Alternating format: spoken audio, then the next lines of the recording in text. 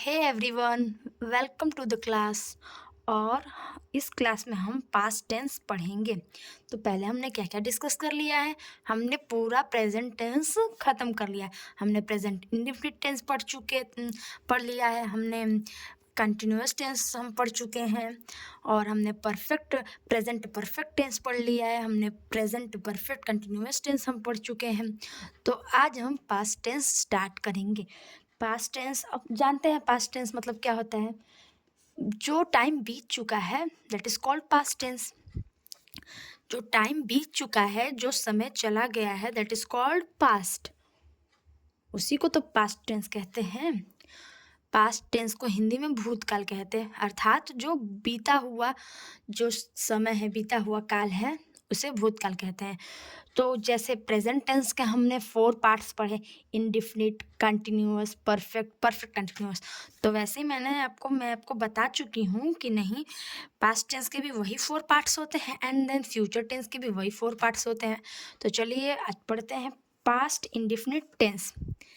Past indefinite tense, तो इसकी जो पहचान है, हम इसे पहचानेंगे कैसे कि नहीं भाई ये पास्ट, जो ये पर्टिकुलर सेंटेंस है या फिर ये जो भी है, ये सेंटेंस ये पास्ट इंडिफिनिट टेंस में है। तो जिस सेंटेंस के लास्ट में हमें हमेशा लास्ट वाली चीज़ को, लास्ट वाले वर्ड को कंसीडर करना है।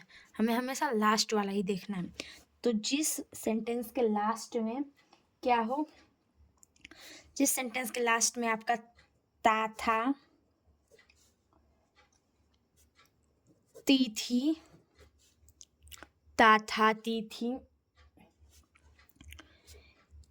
ते थे, या ये ई आदि, ये सारे वर्ड्स हो। ता था, ती थी, ते थे, या ये मतलब उसने खाना खाया, वो खाना खाता था, खाती थी, वो वहाँ गया, गई, उसने ये किया, उसने ऐसा काम किया। ये जो इस तरह के जो सेंटेंस है वो आपके पास्ट इंडेफिनिट टेंस में कंसीडर किए जाते हैं, लिए जाते हैं। ठीक है। तो जैसे कि हमने प्रेजेंट टेंस में हमने पढ़ा कि affirmative sentence, then negative sentence, then interrogative sentence, वैसे ही हम इसमें भी वही सीक्वेंस फॉलो करेंगे। तो चलिए स्टार्ट करते हैं। पहले हम अफर्मेटिव सेंटेंस पढ़ेंगे। क्या पढ़ेंगे? Affirmative sentence, AFFIRMATIV, affirmative sentence. Affirmative sentence, affirmative sentence मतलब स्वीकारात्मक वाक्य। तो इसमें हमें एक पर्टिकुलर सीक्वेंस को फॉलो करना है। उसी सीक्वेंस के अकॉर्डिंग हमें चीज़ों को रखते जाना है और हमारा जो सेंटेंस वो रेडी हो जाएगा, जो हमारा सेंटेंस वो ट्रांसलेट हो जाएगा। तो चलिए इसमें रूल देखते हैं वो क्या है। पहले हम देखेंगे, हमें पहले एज ऑलवेज पहले हम सब्जेक्ट रखेंगे, देन इसकी helping verb. Past indefinite tense की हेल्पिंग वर्ब क्या है ये जानना बहुत ही मस्ट है। इसमें हम अफर्मेटिव सेंटेंस में उस हेल्पिंग वर्ब का यूज़ नहीं करेंगे। अफर्मेटिव सेंटेंस में हम हेल्पिंग वर्ब का यूज़ नहीं करेंगे। पास्ट इंडेफिनिट टेंस में जो हेल्पिंग वर्ब आपकी है, पास्ट इंडेफिनिट टेंस में हेल्पिंग वर्ब है वो है डिड। जिसका यूज़ हम अफर्मेटिव सेंटेंस में नहीं करते। हमें यहाँ पे सब्जेक्ट लिखना है, देन वर्ब की सेकंड फॉर्म लिखनी है, और फिर ऑब्जेक्ट, देन अदर वर्ड। यही सिंपल सा सीक्वेंस हमें फॉलो करना है। हम पहले सब्जेक्ट लिखेंगे, फिर वर्ब की सेकंड फॉर्म लिखेंगे, फिर ऑब्जेक्ट, फिर अदर वर्ड। अगर अदर वर्ड उस सेंटेंस में मौजूद होगा, प्रेजेंट होगा तब। ठीक है। तो चलिए इसकी बेटर अंडरस्टैंडिंग के लिए हम एग्जाम्पल देखते हैं एक, जिससे हमें अच्छे से समझ में आ सके। एग्जाम्पल में हम क्या ले सकते हैं, जैसे मान लीजिए आप, रमेश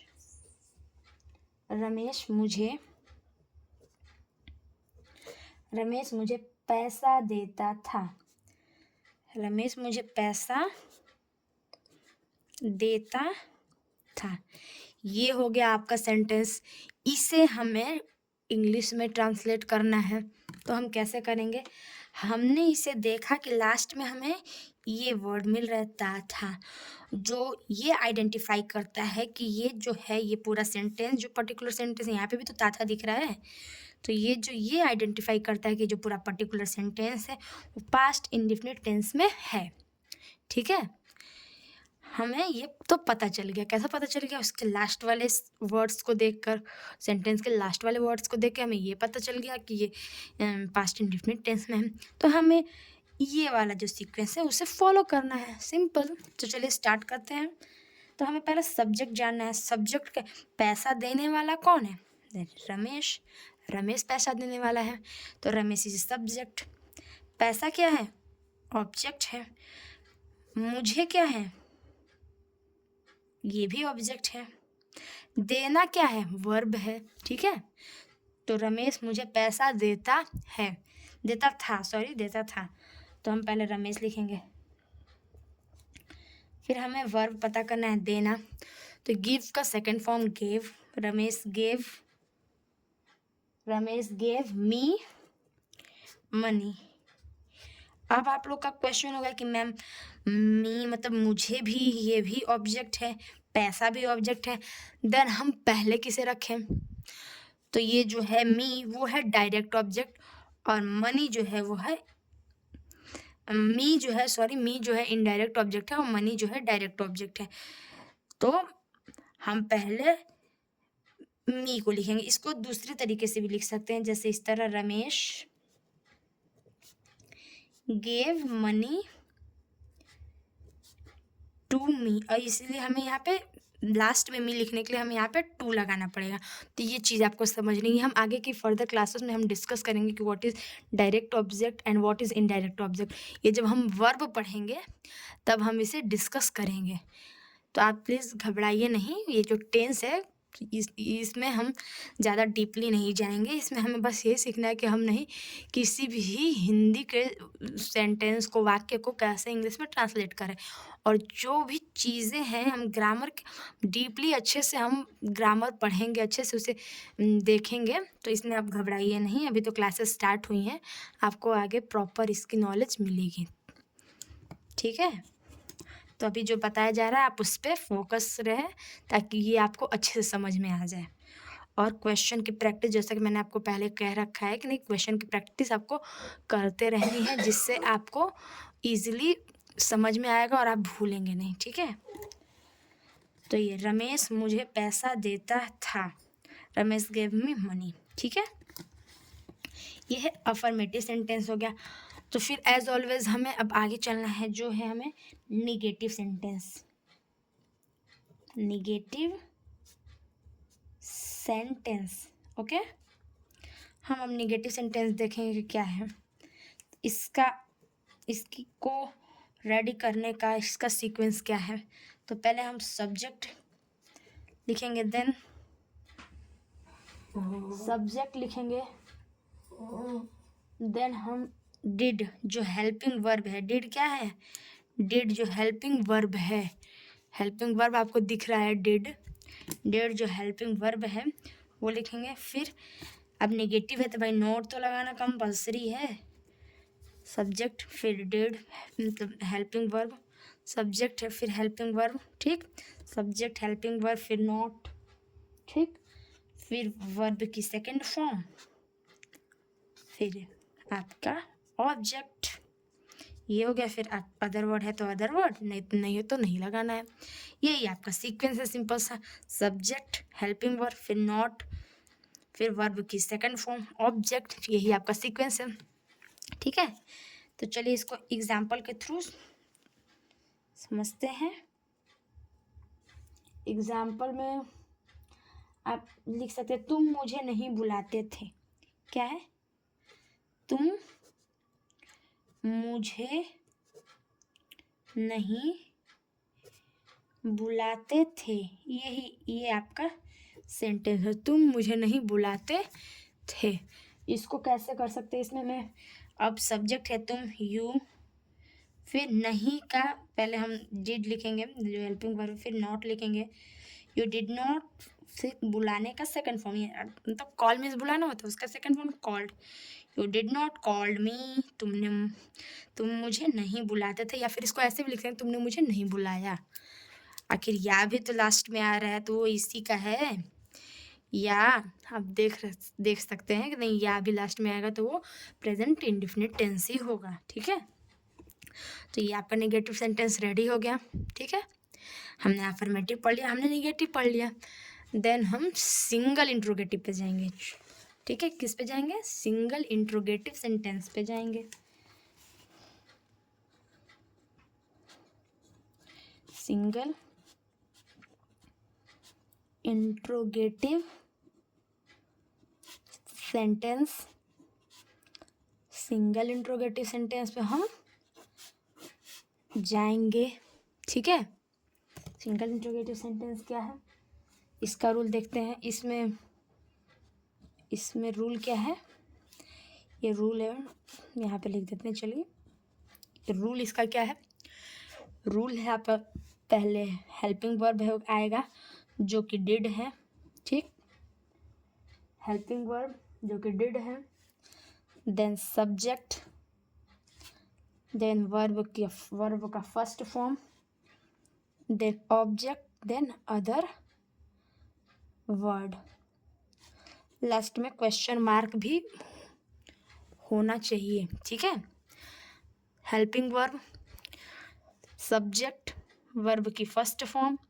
यहाँ पे आपको ये ध्यान देना है कि इसमें वर्ब की फर्स्ट फॉर्म, सिंगल इंट्रोगेटिव में वर्ब की फर्स्ट फॉर्म लगेगी। ठीक है, ऑब्जेक्ट, फिर अदर वर्ड। एग्जाम्पल के थ्रू समझते हैं जिससे हमें अच्छे से समझ में आए। एग्जाम्पल क्या है? क्या तुम लोग कल पढ़ने गए थे? क्या तुम लोग कल पढ़ने गए थे? तो यहाँ पे हम पहले हेल्पिंग वर्ब लिखें did, then subject you, did you, फिर जाना, गए थे। ठीक है, तो go, did you go to study? कल यानी बीता हुआ कल। आपको समझ में आ रहा है कि इसमें बीते हुए कल की बात करी जा रही है। तो यस्टरडे। ठीक है, did you go to study yesterday? ये आपका रेडी हो गया सेंटेंस। ठीक है, आई होप आप लोग को समझ में आ रहा होगा। अब आप लोग को इतना हार्ड नहीं लग रहा होगा ये। क्या तुम लोग कल पढ़ने गए थे? Did you go to study yesterday?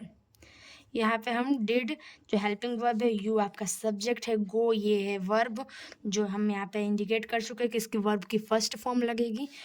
To study, पढ़ने के लिए, यस्टरडे। ये हो गया आपका सीक्वेंस। देन आपका क्या है? Double interrogative sentence. क्या है? Double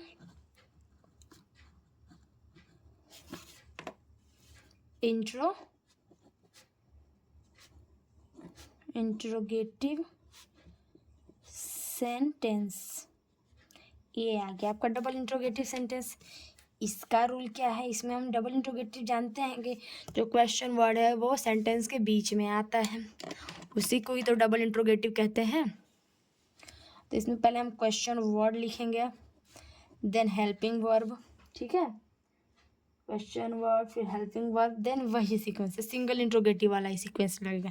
question word, helping verb, फिर सब्जेक्ट, फिर वर्ब की first form, then object, then other word, last में क्वेश्चन मार्क। ये कंपलसरी है इंट्रोगेटिव सेंटेंस में आपका क्वेश्चन मार्क। ठीक है, ये आप देखिए मैंने नहीं लगाया यहाँ पे क्वेश्चन मार्क, फुल स्टॉप लगा दिए थे मैंने, तो वो गलत था। हमें वहाँ पे क्वेश्चन मार्क लगाना कंपलसरी है, ना मार्क्स कट जाते हैं कई बार।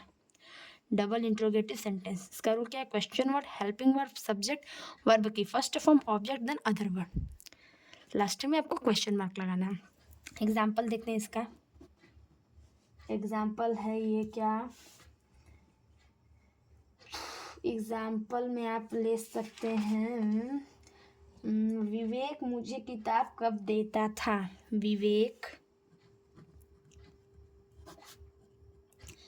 मुझे किताब कब देता था, ये हो गया आपका।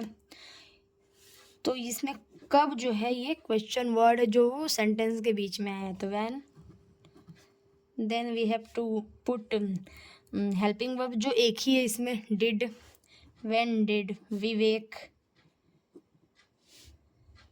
व्हेन डिड विवेक गिव, देना का तो गिव ही होता है, गिव मी बुक, या फिर give the book to me, ये भी हो सकता है, गिव बुक टू मी। ये आपका सेंटेंस रेडी होगा, when did Vivek give me book, हो गया आपका, विवेक मुझे किताब कब देता था, हो गया ना। तो ये हमने पास्ट टेंस कंप्लीट कर लिया, अरे पास्ट इंडेफिनिट टेंस कंप्लीट कर लिया। Then we have to move on past continuous tense. Past continuous tense, past continuous tense, इसकी पहचान क्या है भाई? इसकी पहचान क्या है? पास्ट कंटिन्यूअस टेंस रहा था, रही थी,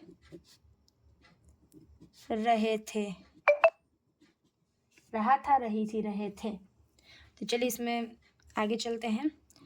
जो हमें अफर्मेटिव स्वीकारात्मक वाक्यों का रूल क्या है, सीक्वेंस क्या है, स्वीकारात्मक वाक्य का सीक्वेंस क्या है। पहले हमें सब्जेक्ट लिखना है, फिर हमें हेल्पिंग वर्ब लिखनी है। हेल्पिंग वर्ब इसमें क्या है? इसमें दो हेल्पिंग वर्ब है जो है वॉज, वर। इसे कितने लोग वेयर बोलते हैं, जो बिल्कुल गलत प्रोनाउंसिएशन है, ये वर बोला जाता है। क्या पढ़ा जाता है इसको? प्रोनाउंसिएट इसे वर किया जाता है, ठीक है।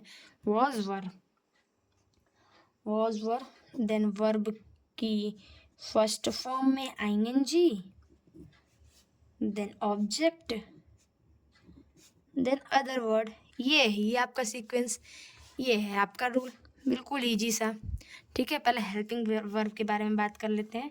इसमें आपकी हेल्पिंग वर्ब है, हेल्पिंग वर्ब अर्थात सहायक क्रिया जो है वह है वॉज, वर, ठीक है। सिंगुलर के साथ लगता है वॉज, प्लूरल के साथ लगता है वर। ये है आपका, सिंगुलर के साथ लगेगा वॉज, प्लूरल के साथ लगेगा वर, ठीक है। तो चलिए ये आपका सीक्वेंस मैंने ऊपर बता ही दिया है, इसकी बेटर अंडरस्टैंडिंग के लिए आगे चलते हैं। जो क्या है, आगे है भैया, आगे आप रहीम, रहीम मुझे, रहीम, रहीम मुझे प्रशिक्षित कर रहा था, रहीम मुझे प्रशिक्षित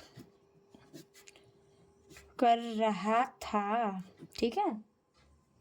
तो Rahim was training me, Rahim was, Rahim was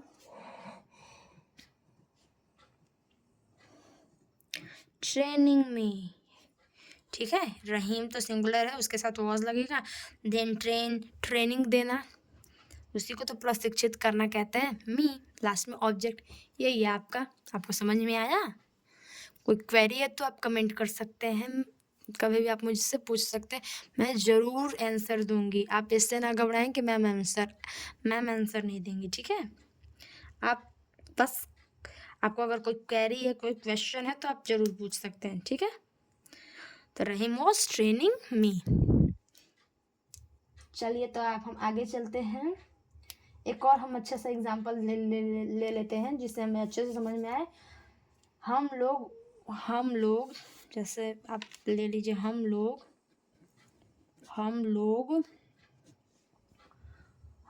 उसे गोद में अरे सॉरी, हम लोग उससे गेंद मतलब बॉल दे रहे थे। तो हम लोग यहाँ पे प्लूरल हो गया, ठीक है। तो वी के साथ क्या लगेगा, प्लूरल के साथ वर लगेगा। We were giving ball to him, ठीक है, ये हो गया। We were giving ball to him, या फिर इस तरह हो सकता है we were giving him to, और we were giving him ball, ये भी हो सकता है। टू हिम लास्ट में जो लग गया है उसको हम बॉल से पहले ला सकते हैं हिम को, ठीक है, वहाँ पे टू नहीं लगेगा, ठीक है। चलिए आपको बता ही देती हूँ। We were giving him ball, we were giving him ball, ये है आपका सीक्वेंस, ठीक है। ये आपका रेडी हो गया। प्रेजेंट कंटिन्यूअस टेंस में अफर्मेटिव सेंटेंस हमने पढ़ लिया, ठीक है। तो चलिए अब हम आगे निगेटिव की बारी है। निगेटिव, तो चलिए अब आगे चलते हैं जो है निगेटिव सेंटेंस। हम पास्ट कंटिन्यूअस टेंस में हम निगेटिव सेंटेंस को कैसे बनाएंगे, कैसे ट्रांसलेट करेंगे, वही सीखते हैं। निगेटिव सेंटेंसेस, ठीक है। निगेटिव सेंटेंस, तो इसको कैसे किया जाए। निगेटिव सेंटेंस में हम इसका रूल क्या है भाई, रूल वही है, बस हेल्पिंग वर्ब के बाद हमें नोट लगा देना है। पहले सब्जेक्ट लिखेंगे, फिर हेल्पिंग वर्ब, वो क्या है, वॉज है, वर है, फिर नोट लगाएंगे, फिर ऑब्जेक्ट, सॉरी वर्ब को कैसे भूल गए, वर्ब ही तो मेन है।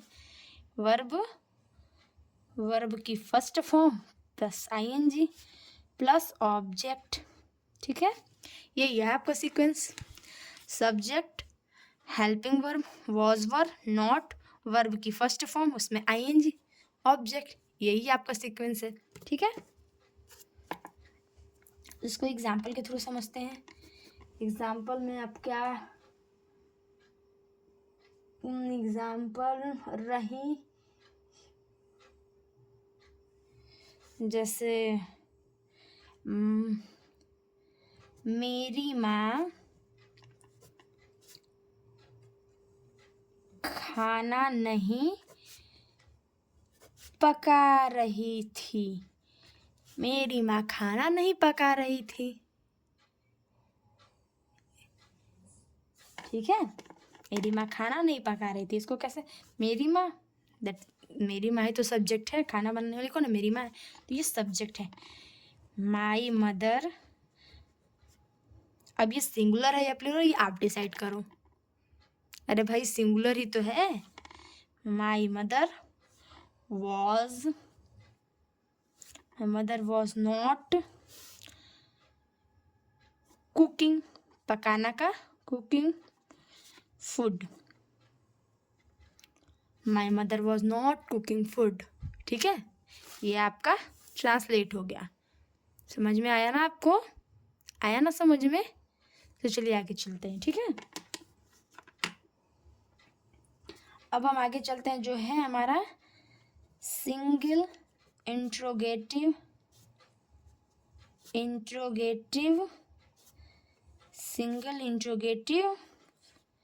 सेंटेंस, ठीक है। Single interrogative sentence,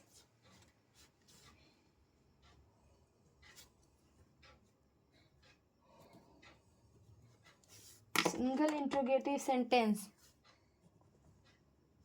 was, verb, पहले हमें हेल्पिंग वर्ब आगे रखनी है। क्यों आगे रखेंगे, क्योंकि इस जो सिंगल इंट्रोगेटिव सेंटेंस है उसमें जो क्या है वो सेंटेंस के स्टार्टिंग में ही रहता है।